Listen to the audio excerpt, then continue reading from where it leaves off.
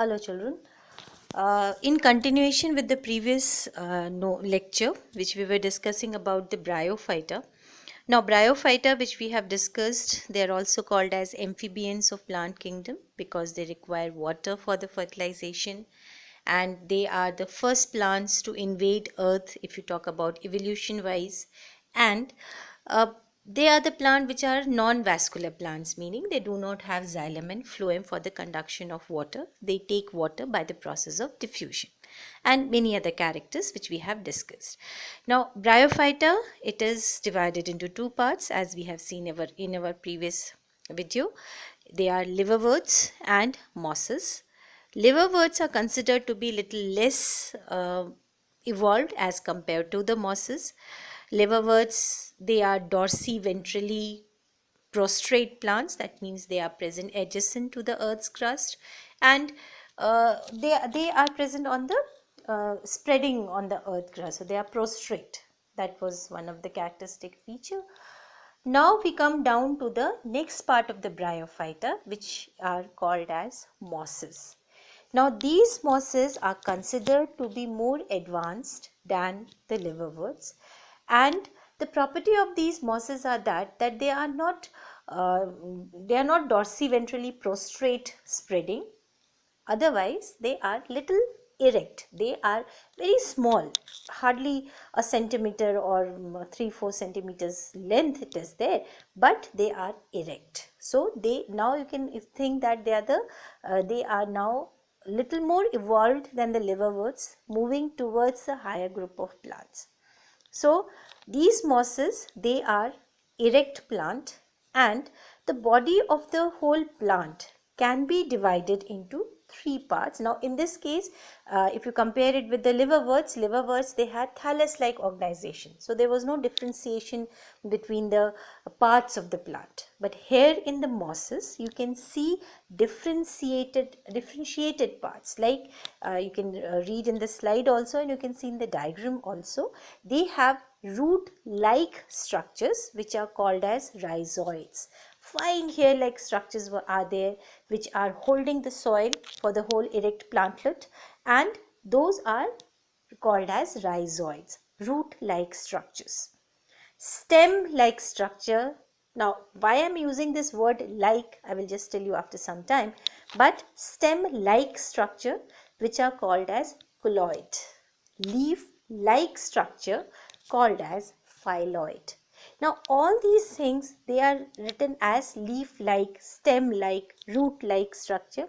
Why I am saying all these things? Because these structure, they look like a root, they look like a stem, they look like a leaf, but in general they do not perform the function of root, stem or leaf like they do it in the higher plants.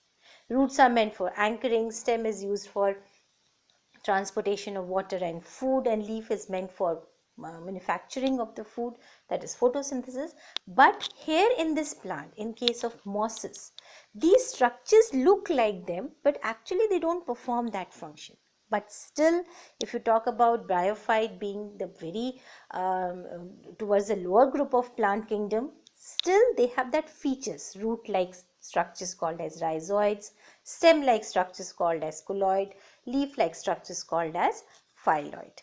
So this is a general structure, general morphology of the mosses which are coming under the category of bryophytes.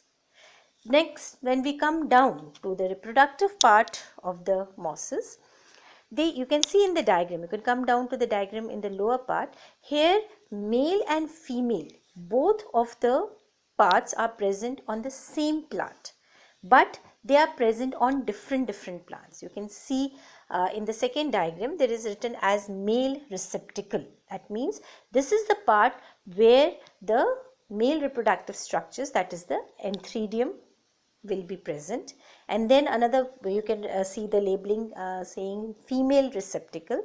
Now this is again a branch where the female reproductive part will be present. Let us look a little in detail about them. Now once you magnify that male branch, if you have seen in this diagram, I have read male receptacle branch or male receptacle, male shoot which we are talking about. Once you enlarge this portion, male receptacle, you will see such kind of structure which in this slide it is labeled as enthedial head.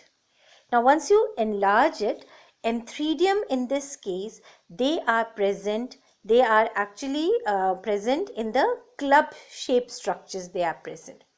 And the long what you can say this long bulb like structure which are labeled as paraphysis, these are actually the structures which cover these enthedium from all around, and it prevents the enthedium or the reproductive part from getting dried out. So it gives a kind of a protection to the reproductive part. Here it is a male branch, so it is enthedium which they are protecting. So paraphysis, and after paraphysis in the diagram you can see some long what you can say segmented like structures on the outer parts of them, which are labeled as perigonial leaves. Again, these perigonial leaves cover the whole structure including the enthedium and the paraphysis, and it gives the protection to the male reproductive part, that is enthedium in this case. So this is a general outer structure of the male branch in case of mosses. Inside the enthedium, in the club shaped structures you can see in the diagram, will have the you can say that they will be having some kind of cells, spores will be present, which will later on convert themselves or mature themselves into biflagellate anthrozoids. And these biflagellate anthrozoids will be liberated from the opening on the upper part of the enthedium, so that these anthrozoids can go to the female branch, and there they can fuse with the egg cell. So here inside the enthedium the formation of the anthrozoids occur. This is something about male branch. Now let us look about the female branch. Female branch is a flask, the reproductive structure, it is called as archegonium, and archegonium, as we have discussed in the previous video also, it is a flask shaped structure.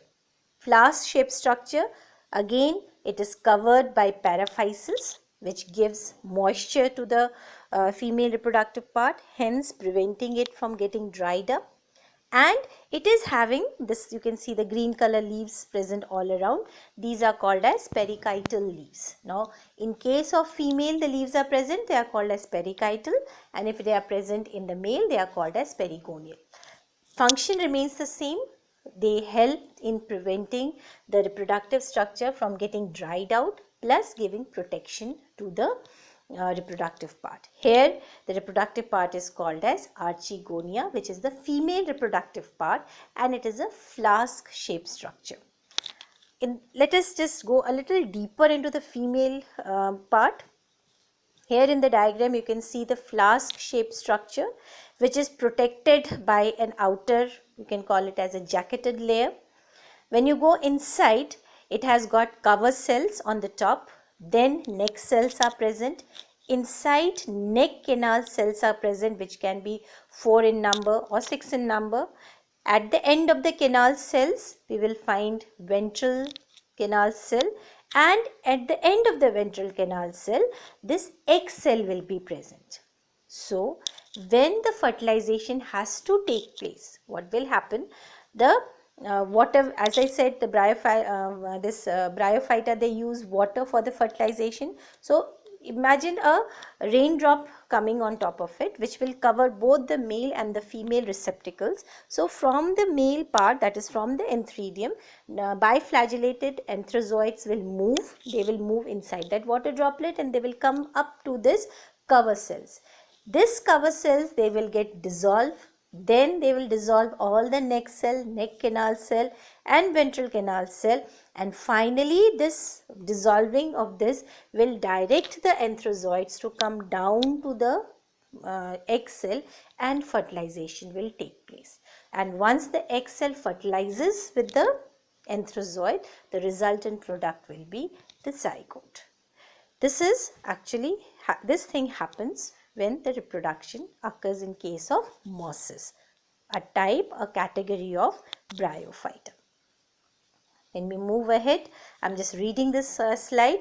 At maturity, neck canal cell, as I said, venter canal cell disintegrates with the help of water and form a mucilage mass containing sugar that attracts the male gamete to the female gamete. That's what I explained, that whole of the cells will get disintegrated and finally the entherozoids will come down to the egg cell and fertilize them, and the resultant product will be zygote. Now let's see what happens next.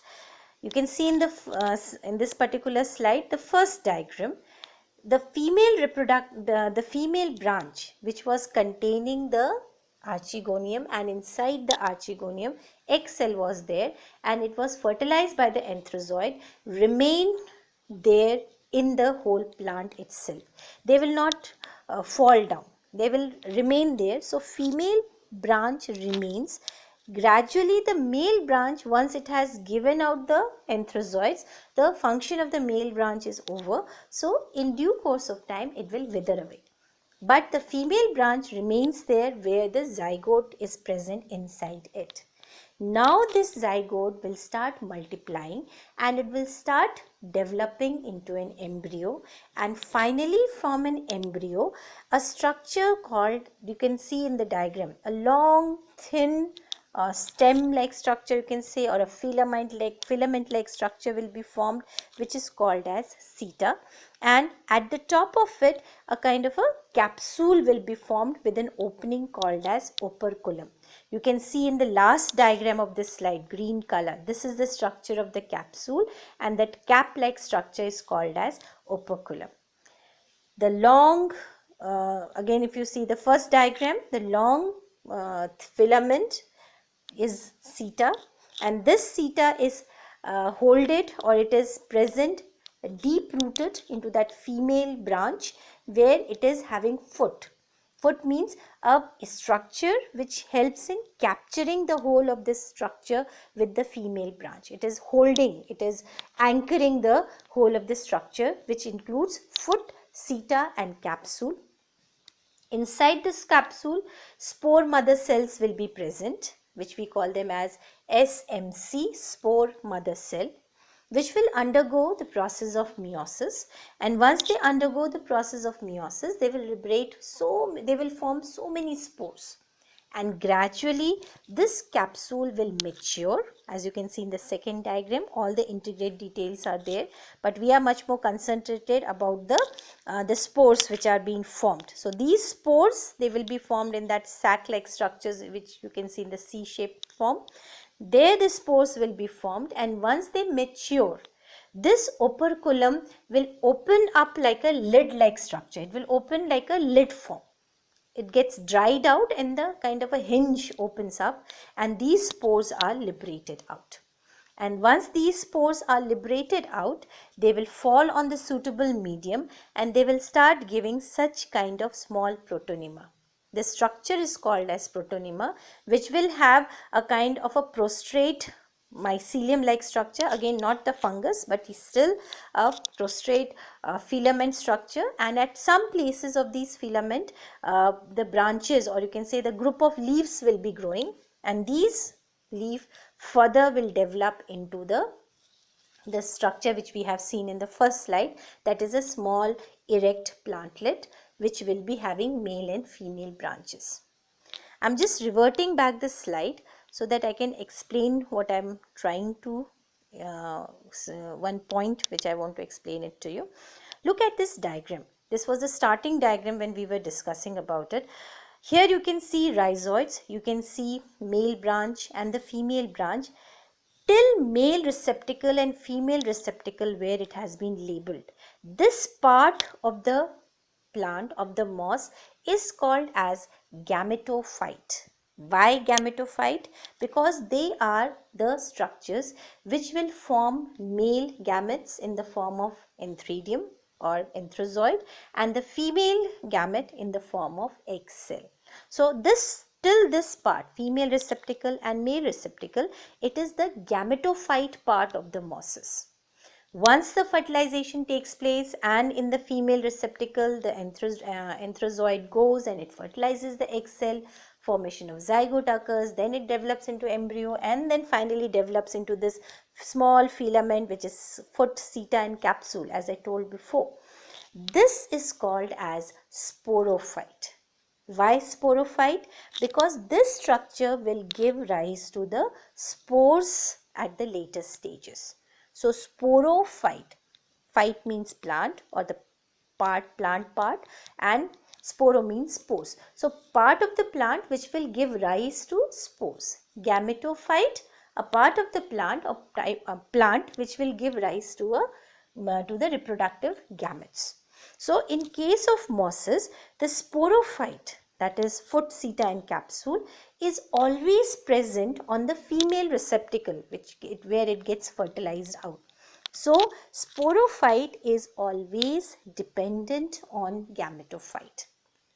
Gametophyte is an independent structure, but sporophyte is dependent on the gametophyte in case of mosses, in case of bryophytes in general. This is one of the characteristic feature of the bryophyte, and here it is a characteristic feature of moss. Now I'm moving up the slides which we all have explained, and at the end you can see one diagram. This is actually a schematic representation of the life cycle of Bryophyta in general. I'm reading the slide. Life cycle of Bryophyta is haplodiplontic.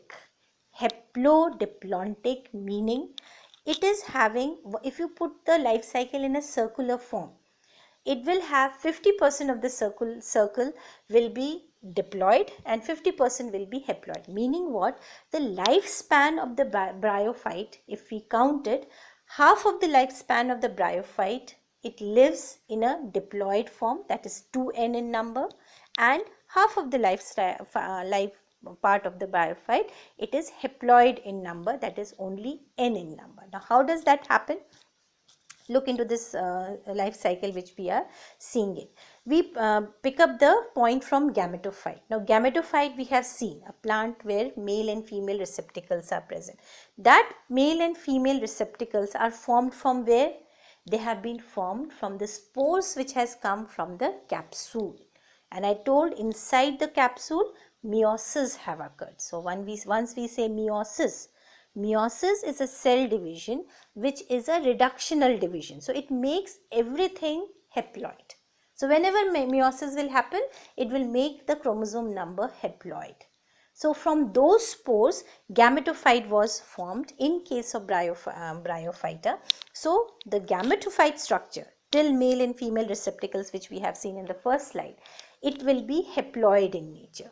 So inside that only male and female gametogenesis will occur. What is the meaning of gametogenesis? Formation of gametes. Gametogenesis. Gametgenesis means formation. So gametogenesis will take place in male receptacle and the female receptacle part. So male receptacle, they will go for making antheridium, and here the female receptacle part, they will go for making archegonium. So these antheridium and archegonium, both of them, they will be also haploid. They will be having n in number. But once the anthrozoid will go and fertilize the egg cell, n of anthrozoid, n of the egg cell, they will merge together. That is, they will go for syngamy, they will go for the fusion, they will go for the fertilization, and they will become 2n in number. So the zygote is 2n in number. And from this zygote only, that foot, seta and capsule like structure, again which we have seen in the previous slide, will originate, which is called as sporophyte because it will give rise to the spores.